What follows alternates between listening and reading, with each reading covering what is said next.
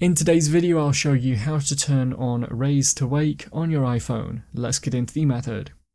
Open the Settings app first, and then scroll down and choose Display and Brightness from the list.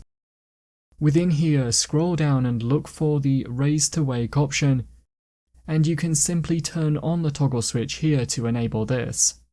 Now your iPhone screen will automatically turn on when you lift up your phone. That's how to turn on Raise to Wake on your iPhone.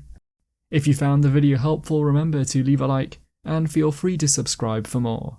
Check out the videos coming up right now, you might find these helpful too.